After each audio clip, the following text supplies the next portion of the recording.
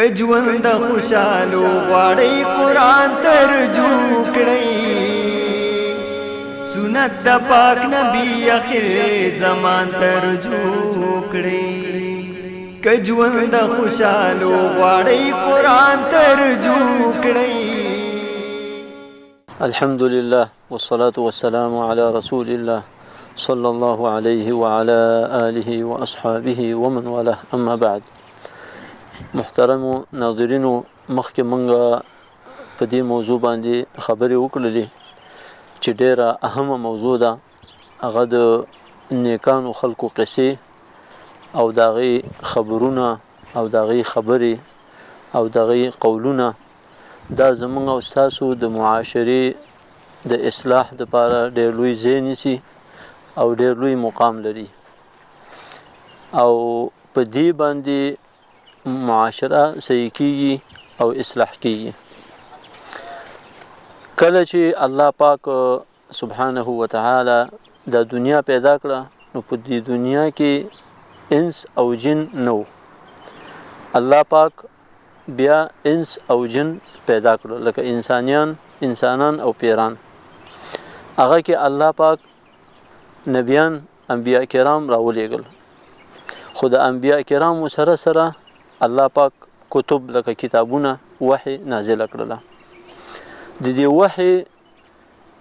د عملي کولو دپاره الله پاک دغه پیغمبران راولېږل. دا هیڅ امکان نه لري چې یو سړی د خبرې کوي صرف نظری خبرې او هغې باندې د عمل نه کوي او بیا د دې توقع ساتي چې معاشره به صحیح کیږي او معاشره به اصلاح کیږي. معاشره دې ته ضرورت لري چې ته دغه نظری خبرې، قولونه او خبرې چې کوم کتابونو کې لیکل شوي دي دا په عملی جامه کې معاشرې ته وښیې، ځکه ستا دغه عملی جامه دا ډېر اثر لري په قول باندې چې دا قول په ځای شي او دا د دې دپاره یو ستن ده او یو قوت ورکوي. که چېرته ته په خپل کور کې څومره خبرې ماشومانو ته کې او زنانه ته کې خپلوان ته کې او ستا عمل صحیح نه او د هغې مطابق نه، نو ستا فیملی او ستا اسره او ستا اهل عیال هیڅ کله صحیح نه تربیه کیږي. نو ته به هغې ته عملی شکل باندې ښې چې اسلام داسې دی او سلف صالحینو داسې زندگی تیره کړې ده چې ته هغه کارونه چې قرآن پاک کې ذکر شوي دي او الله پاک تا ته په حکم کړی دی هغې باندې عمل وکړي او هغه تطبیق کړي د ماشوم په مخ کې، چې ماشوم ستانه تربیه واخلي او ماشوم په دې باندې بار بار پوه کا چې دا د الله پاک او د رسول پاک صلی الله علیه وسلم حکم دی. دې باره کې یو دا خبره ده چې دا قدوه ده، یعنی ته د خپل ماشوم لپاره یو پیشوا، یو لارښود جوړ شه، داسې لارښود چې اول ته خپل عمل وکړه بیا به ماشوم ستا غوندې عمل کوي په خپل کور کې او په خپله زندګۍ کې. دویم کار چې ډېر مهم دی او زمونږ د معاشرې او زمونږ د خلکو ورته سوچ او فکر نشته دی او دې باندې بالکل خیال نه راوړي او نه پې خیال کوي او نه کوشش کوي د دې، او دا ډېر یو اسانه کار دی. دا دې ته ضرورت نه لري چې ته پیسې مصرف کړې، دا دې ته ضرورت نه لري چې ته قوت مصرف کړې او خپل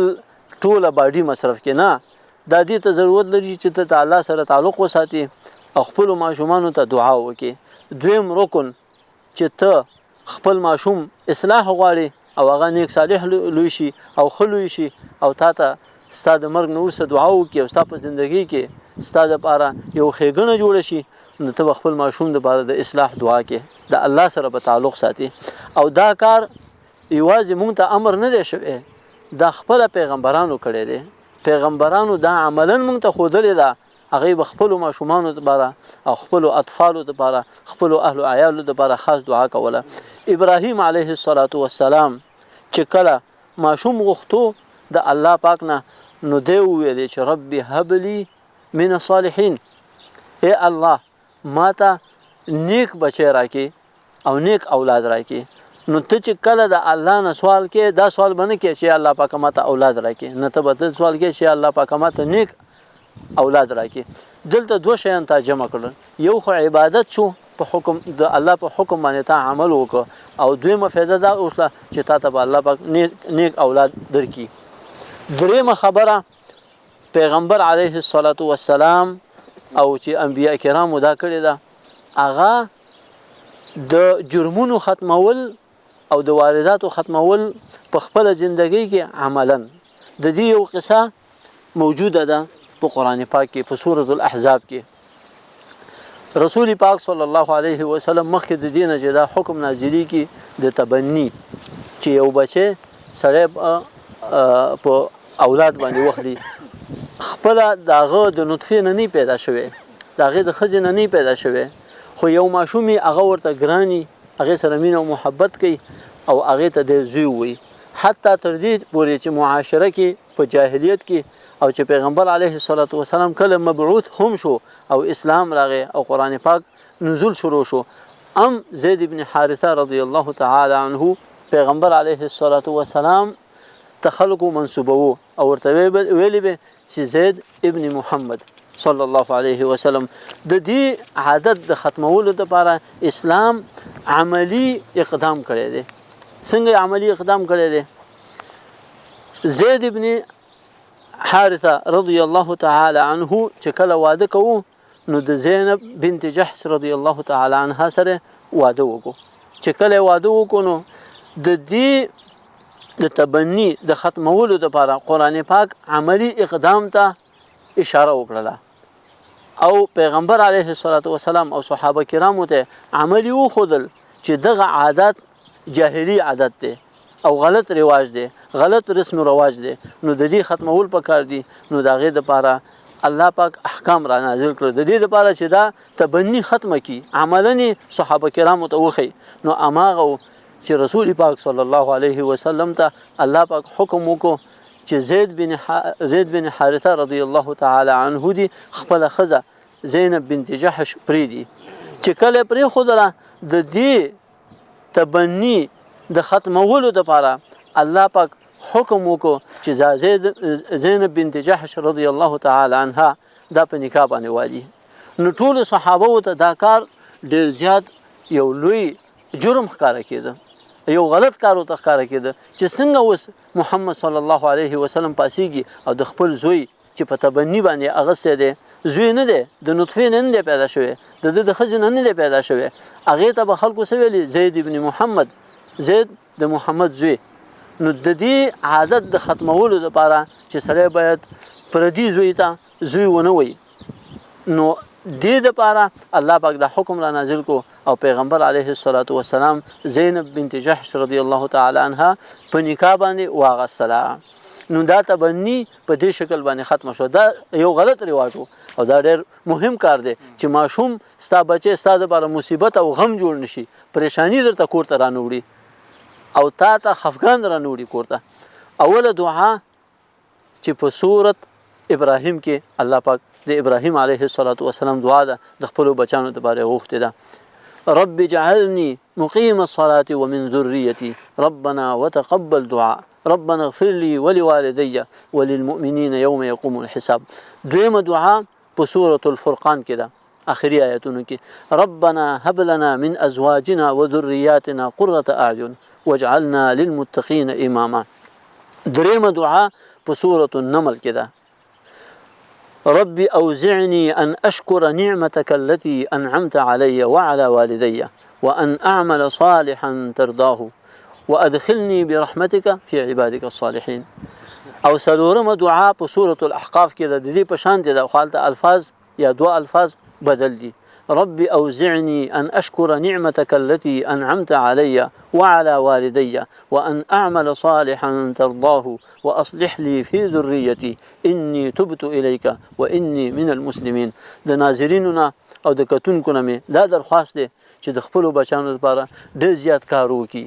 مجتمع او معاشره ستا په بچي باندې جوړیږي او د بچي لپاره د الله نه ډېر زیات سوال کوه او دا څلور دعاګانې یادې کړئ او همیشه د خپلو بچانو لپاره غواړئ د الله نه الله به خامخا ستاسو نصرت کوي او ستاسو بچان به نیک صالح لوی کوي. الله پاک دې موږ او تاسو ته ټولو ته نیک بچان په نصیب کړي. که ژوند خوشحالو غواړئ قرآن ترجمه کړئ الحمد لله رب العالمين وصلى الله وسلم وبارك على نبينا محمد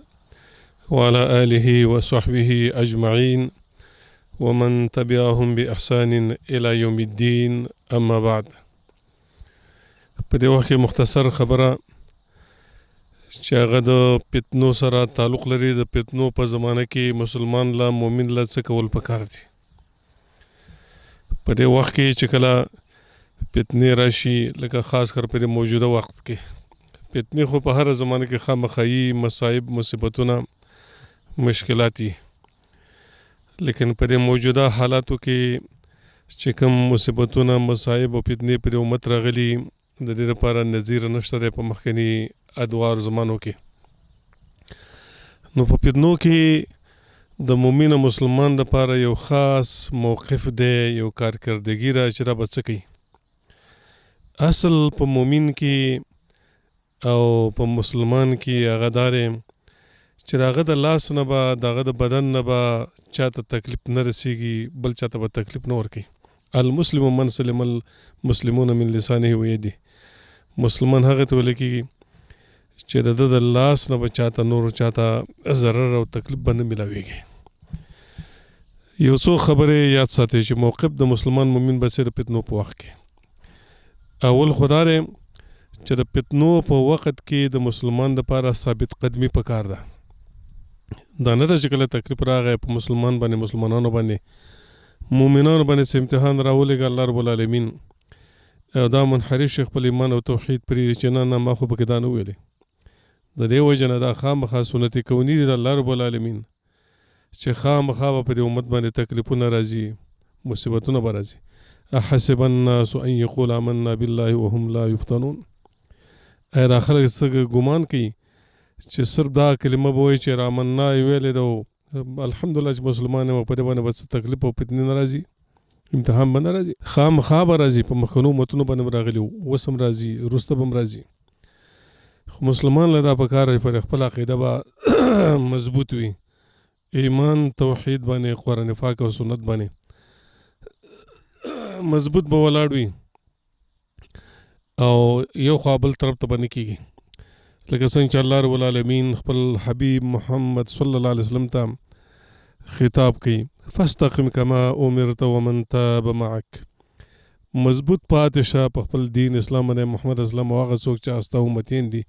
تا سره یې توبه ایستلی. او د دې نمونې شته دی په رسول الله صلی الله علیه وسلم باندې څونه تکلیف راغلی چې کله هغه د ایمان اظهار وکړو، د اسلام اظهار یې کله څونه تکلیفونه په رسول الله صلی الله علیه وسلم صحابه کرام باندې راغلي، مخکنو پیغمبرانو باندې. زموږ دپاره په انبیا کې خاص کر په امام الانبیا چې ابراهیم علیه السلام د پاک یو لویه نمونه ده، په هغه باندې څومره تکلیفونه رال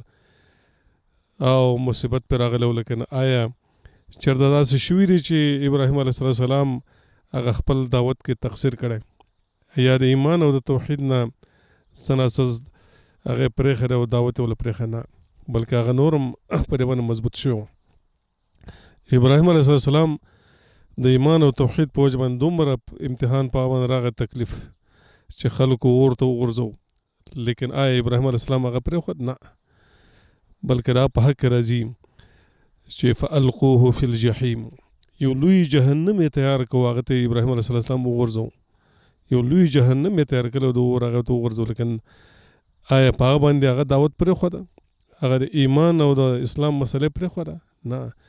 فانجاه الله من النار. الله رب العالمین فرمایي چې ما ابراهیم علیه السلام ته نجات ورکړم.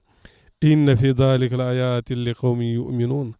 یقینا پر هغه واقع د ابراهیم علیه السلام کې ټولو مؤمنانو لپاره سره ډېر عبرتونه دي، نښې دي پکې چې هر مؤمن باندې کله تکلیف راشي خامخا به په خپل ایمان اسلام باندې به استقامت مضبوط به ولاړ وي، یو خوا بل طرف ته به نه ځي. د دې وجې نه هغه خلک چې هغه باندې لږ تکلیف راشي او هغه منحرف شي د خپل ایمان توحید نه، دا هغه خلکو په باره کې الله رب العزت والجلال فرمایي د هغه نه شکایت کړی دی چې ځینې خلک داسې دي چې هغه خو دا وایي چې مثلا آمنا، موږ د ایمان او د اسلام نه د هغې دعوه به کوي چې موږ مسلمانان یې، موږ مؤمنان یې، لیکن فاذا اوذی فی الله، کله څه تکلیف ورته د الله په دین کې ورسېږي د دین د وجې نه توحید او ایمان د وجې نه جعل فتنة الناس كعذاب الله نو بیا د خلکو هغه تکلیف رسول دته داسې وګرځي لکه د الله عذاب یعنې دا هغه مداهن انسان دی چې د تکلیف په وخت کې استقامت نه کوي د مؤمن صفت بدای منهج موقف بدای یو چې کله فتنې راشي مصیبتونه راشي تکلیفونه راشي مسلمان به په خپله صحیح عقیده چې هغه د اسلام د قرآن او د سنت عقیده ده هغه د توحید او د ایمان عقیده ده په هغه مضبوط ولاړي د الله حمد او شکر به ادا کوي چې الله ته توحید ایمان نصیب کړی لیکن منحرف کېږي به نه دې ته ثابت قدمي وایي همدغه وجه وه چې کله ابراهیم علیه السلام د اور نه الله ورته نجات ورکړه او راووته وقال خبره نورم زیاته کړه د دعوت مسله کې نورم تېز شو او دی ویلی چې یقینا تاسو خو انما اتخذتم من دون الله اوثانا مودة بینکم فی الحیات الدنیا یقینا دا تاسو چې کوم بوتان نیولې او د عبادت کوئ دا خو تاسو په د دنیا کې څه دوستانې جوړې کړي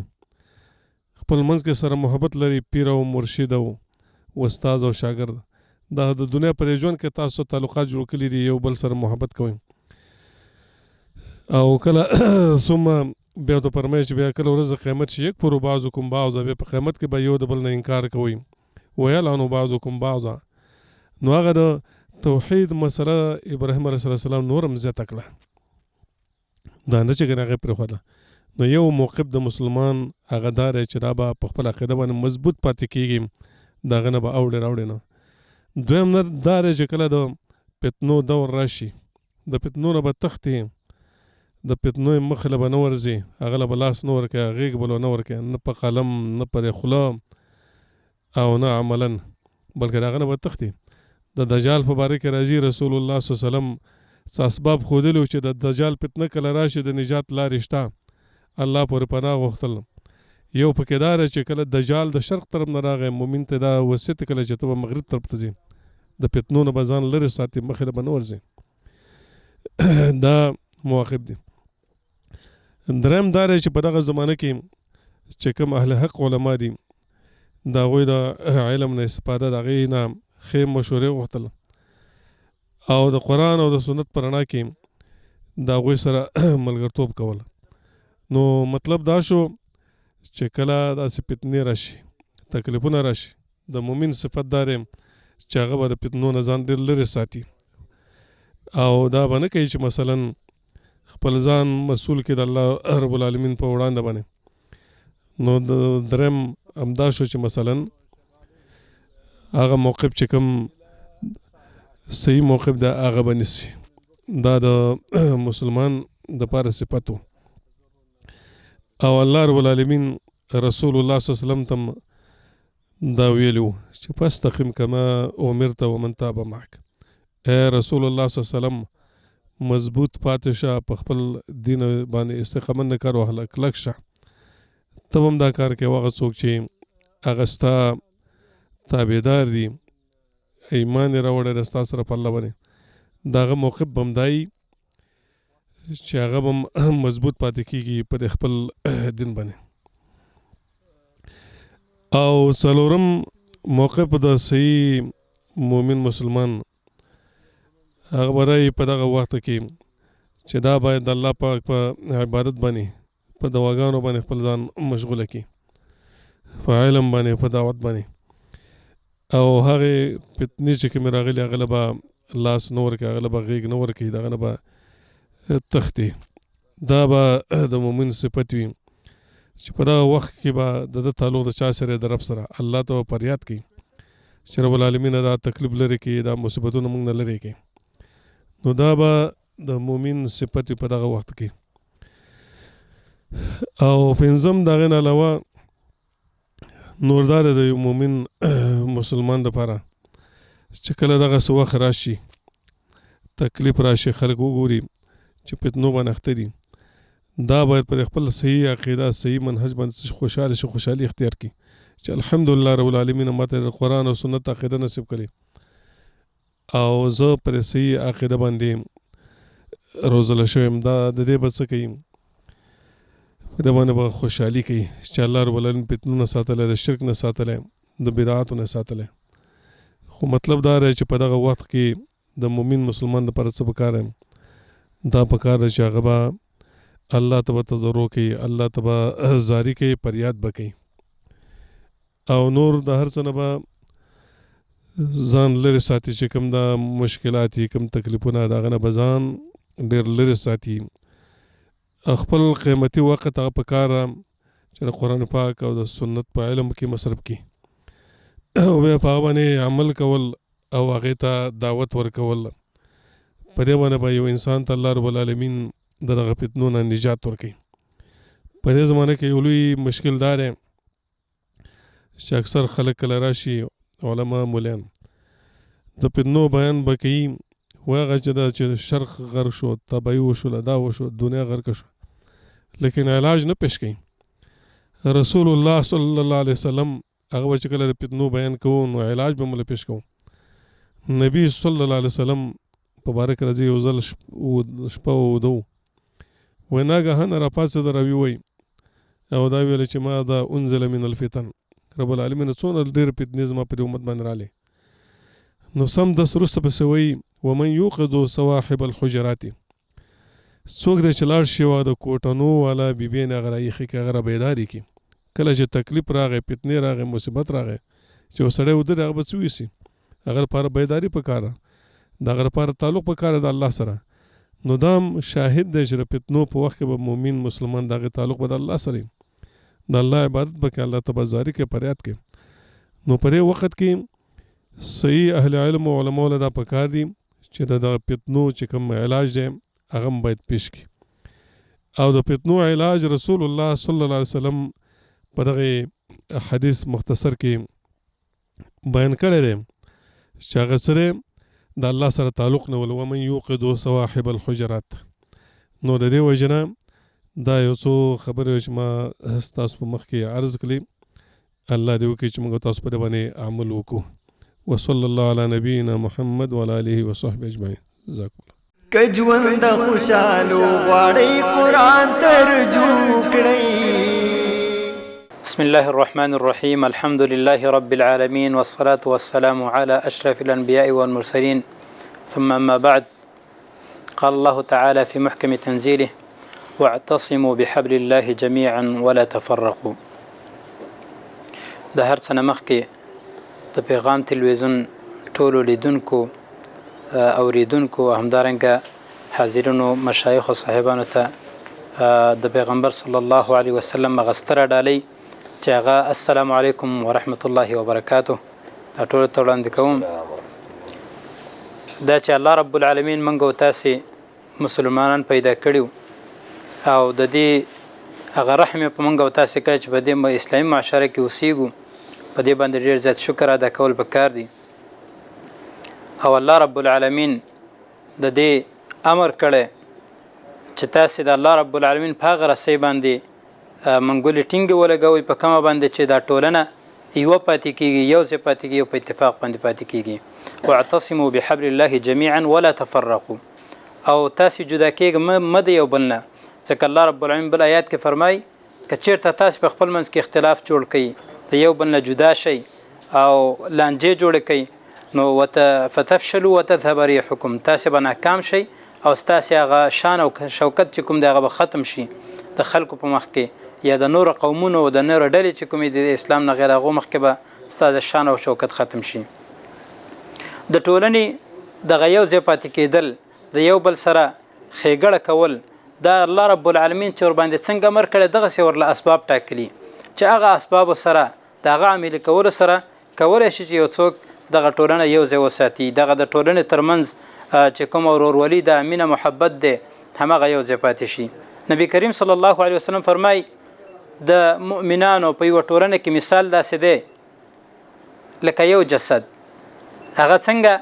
کله چې دوی د یو بل سره تراحم کوي، یو بل باندې رحم کوي، د یو بل سره ورورولي کوي، د هغه سره خواخوږي کوي، د دوی داسې مثال دی لکه د یو جسد. اذا اشتكى منه عضو تداعى له سائر الجسد بالسهر والحمى. که چیرته د دې جسد کوم عضو، کوم غړی، کوم ځای لږ هم خوږ شي، لږ ضرر ورته ورسیږي، نو دا ټول جسد ورسره آرامي. که د یو انسان ګوته خوږ شي، دغه ټول جسد ورسره نه آرامي بلکې د سترګو نه به اوښکې ځي د خولې نه به اوازونه ځي او زړه به ورسره ناقراری خوب به نشي کولی او حال دا چې خوږ شوي به ګوتې خو نور جسد ورسره نه آرامي دغه شان د مسلمانانو هغه د یووالي مثال هم دی چې دا به د یو جسد په شانتی که چېرته یو مسلمان ته کوم ځای کې تکلیف ورسیږي نور مسلمانان به ورسره نارامي نور مسلمانان به ورسره دغه تکلیف احساس کوي د دې ټولو د ساتلو دپاره الله رب العالمین عبادتونه مقرر کړي د هغو عبادتونه یو لمونځ دی سره د دې نه چې لمونځ الله رب العالمین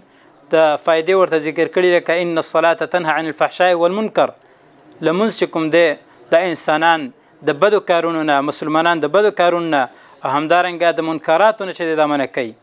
خو کله چې په جمع باندې شي الله رب العالمین ورله یو بل فضیلت ورکړي نبی کریم صلی الله علیه وسلم فرمایلی همدارنګه علما کرامو د دې هغه فواید فرمایلی چې هغه د مسلمانانو ترمنځ هغه د الفت او مینه محبت او د ورورولۍ د یووالي هغه سبب هم کېدلی شي ځکه که چیرته یو ځای کې مسجد ته چې هغه یو محله کې مسجد وي په یو ځای کې مسجد وي هغه ته خلک راځي دوی د یو بل د حال احوال نه خبرېږي یو بل سره ویني نو د هغوی یو بل پوښتنه کوي نو په دې باندې مینه محبت په ځای پاتې کېږي ورورولي په ځای پاتې کېږي سره او که چیرته په کوم ځای کې هغه د جمع لمونځ نه هر څوک په خپل ځای کې لمونځ کوي خپل کار ځای کې لمونځ کوي یو ځای بل ځای لمونځونه کوي او جمع تناظریږي جمعات تناظریږي سره د دینه چې وعیدات هم نبی کریم صلی الله علیه وسلم فرمایلی ها دنیایي اثر یې دا دی چې بیا به د یو بل سره هغه مینه محبت کمی د یو بل د حال احوال نه به څوک نه خبرېږي چې څوک شته څوک نشته د دینه به څوک نه خبرېږي لکه دغه مثالونه عموما نن سبا زموږ استاسې په ښارونو کې شته چې لکه د جمع لمونځ ته څوک ډېر نه حاضرېږي حتی تر دې پورې چې یو ګاونډی بل ګاونډي نه پېژني چې دا څوک دی هغه وجه هم دا ده چې لکه داسې د یو ځای کېدلو کومه لاره نشته چې دی راجمع شي او کومې لارې چې الله رب العالمین او د هغه پیغمبر ښودلي د هغو نه موږ او تاسې لرې ناست یو یا ترې لرې پاتې یو په دې وجه باندې بیا دغه مینه محبت او ورورولي او د یو بل پوښتنه نه وي او حال ده نبی کریم صلی الله علیه وسلم د جمع لمونځ په باره کې د هغه فضیلت باره کې فرمایي صلاة الجماعة افضل من صلاة الفذ ب27 درجه دا هغه زمونږ او ستاسې هغه ایمانی فایده ده کوم باندې چې موږ او تاسې ته الله رب العالمین اجرونه راکوي چې هغه څوک چې د جمع لمونځ کوي د هغه لمونځ د ځان له لمونځ په نسبت باندې 20 درجې په یو حدیث کې 15 درجې راځي چې دومره بهتره دی په یو حدیث کې به نبی کریم صلی الله علیه وسلم هغه سبب د درجو د اوچتوالي ذکر کوي چې یو څوک په کور کې او دسو کې په ښایسته طریقې سره به د کور نه راوځي او دار روان شي صرف دا مقصد دی چې مسجد ته ځم د لمونځ دپاره هغه کوم قدم چې داخل الله رب العالمین په دې قدم باندې دې ته نیکۍ ورکوي او دغه نیکیو ورکولو سره سره ورنه ګناهونه هم معاف کوي تر دې چې دا راورسیږي لمونځ وکړي مسجد کې به مسجد کې کینی د بل مسجد د بل لمونځ پورې انتظار کوي نو الله رب العالمین دغه ټول وخت چې د لمونځ کې حسابوي دا هغه اخروي او کومه چې زمونږ استاد ایمانی او د درجات او فائدہ د غیده تعالی و دینه چې لکه دا زمونږ استاد په امینه محبت او ورورولۍ کې سره ډیر زیات اهم رول لوبي د دین علاوه هغه څوک چې به جمع لمونځ ته راځي نبی کریم صلی الله علیه وسلم یو ورځ مسجد کې ولاړو لمونځ کو چې وای کتل د خلک ورته کم ښکارا شو نو ویل دا سره مې غواړي چې د امر وکم چې لمونځ ودروي او یو بل څوک را مخ کم چې دا جمع ورکی او زلاړ شم ځان سره یو څو شبابان تکړه ځوانان واخلم او لرګي راوړم دا څوک چې منځ ته راځي په دې د کورونه وسوځم د دین علما کرام وایي چې د جمع لمونځ فرض دی اگر که ځین علما کرام ورته د سنت هغه قول هم لري چې سنت دی خو زیات علما کرامو قول دا دی چې د جمع لمونځ فرض دی علاوه د دینه چې زمونږ استاد د لمونځ د نورو ګناهونو هم سره منع کوي خدای چې د جمع لمونځ کله د نبی کریم صلی الله علیه وسلم د دې حدیث نه معلومیږي چې دا فرض عین د به ټول خلک ورته راشي او بیا نبی کریم صلی الله علیه وسلم یو د سار مونځ وکړ یو وخت به ته پوسو پلانکېشته د هر یو د کوم کسان چې غیر حاضر دغه پوښتنه وکړه نو چا چې جواب ورنکړ نبی کریم صلی الله علیه وسلم ویل چې په خلکو باندې منافقینو باندې ګران لمونځ چې کوم دی هغه د سار او د مخصوصن لمونځ دی د دینه معلومیږي دا چې نبی کریم صلی الله علیه وسلم ته د جمع لمونځ چې هغه ډیر بهتره و ځکه نبی کریم صلی الله علیه وسلم دغه خلکو پوښتنه کوله او هغه څوک چې په مسجد کې نو هغه ته په غیر مستقیم ډول باندې منافقان نسبت کول چې دوی منځ ته نه راځي او کېدای شي چې د خلک وي په بل ځای کې لمونځ کوي خو جمع لمونځ ته راتلل دا چې کومه واغه د ایماندارۍ نښه وه او دا د نبي کریم صلی الله علیه وسلم ارشاد مبارک و همدارنګه د منځونو هغه اهمیتونه ډېر دي په حدیثو کې راغلي د الله رب العالمین په کتاب کې راغلي خو یو اهمیت چې هغه د سهار او د ماخوستن لمونځ دی د عثمان ابن عفان رضی الله عنه حدیث دی هغه نبی کریم صلی الله علیه وسلم فرمایي هغه څوک چې د ماخوستن لمونځ وکړي لکه دې چې نیمه شپه قیام الليل کړی د الله رب العالمین ته ودرېدلی خو که دغه سړی ورسره د سهار لمونځ هم راشي په جمع باندې وکړي لکه دې چې ټوله شپه د الله رب العالمین عبادت کړی هغه ته ودرېدلی نو زمونږ او ستاسې په زندګۍ کې د جمع لمونځ چې کوم دی دا یو اهمترین سره د دې نه چې لمونځ عبادت دی خو اهمترین رول زمونږ او ستاسې په ورورولۍ او مینه محبت کې لوبوي پکار ده چې مونږ او تاسې ډېره توجه وکړو په یو بل حدیث کې نبی کریم صلی الله علیه وسلم فرمایي صلاة الرجل في الجماعة تضعف على صلاة الرجل في بيته وفي السوق 27 درجة دا یو انسان یو سړی لمونځ چې کوم دی په جماعت سره کول دلته مسجد نه ذکر کړی بلکې جماعت ذکر کړی ځکه نبی صلی الله علیه وسلم و چې جعلت لي الارض مسجدا وطهورا که یو ځای کې جماعت نه وي او تا باندې داسې وخت راغی چې هغه وخت کې ته جمعه ته نشي رسېدلی نو هر ځای کې چې در باندې لمونځ وخت راغی کوشش به دا کوي د جمع لمونځ وکړي که دوه کسان به جمع لمونځ کوي که درې به کوي که څلور به کوي که ډېر به کوي ځکه نبی صلی الله علیه وسلم فرمایي چې زما دپاره الله رب العالمین ځمکه ټوله ځمکه مسجد او پاکوالی ګرځولی مسجد په دې معنی باندې چې هر ځای کې ته وي هلته لمونځ کولی شي پاکوالی په دې معنی باندې که چېرته اوبه نه وي ته کولی شي تیمم وي او د الله رب العالمین دغه ستر عبادت چې دی دا ادا کړي د دې سره د جمع لمونځ چې کوم دی نبی کریم صلی الله علیه وسلم په سختترین او اشدترین وختونو کې هم نه دی پرېښی بلکې الله رب العالمین باندې په قرآن کریم کې امر کړی چې کله جنگ حالت وي د کفار مخامخ وي دغه وخت کې به هم ته شی کې د جمع لمونځ کې او د جمع لمونځ هغه طریقه الله رب العالمین په خپل کتاب کې فرمایلی دا به شرح په حدیث کې راغلی نو د جمع لمونځ چې کوم د فضیلتونه هم ډېر زیات دي او همدارنګه عبادت چې دی اهمترین عبادت دی لمونځ د دې وجه موږ او تاسو ته پکار دي چې دې اهمترین عبادت ته چې په قبر کې اول پوښتنه کیږي اهمیت ورکو او سره د اهمیت نه جمع باندې لمونځ کولو ته ډېر اهمیت ورکو وصلی الله وسلم علی خیر خلق محمد وعلى اله وصحبه اجمعین که ژوند خوشالو غواړئ قرآن ترجمه کړئ سنت د پاک نبی اخر زمان ترجمه کړئ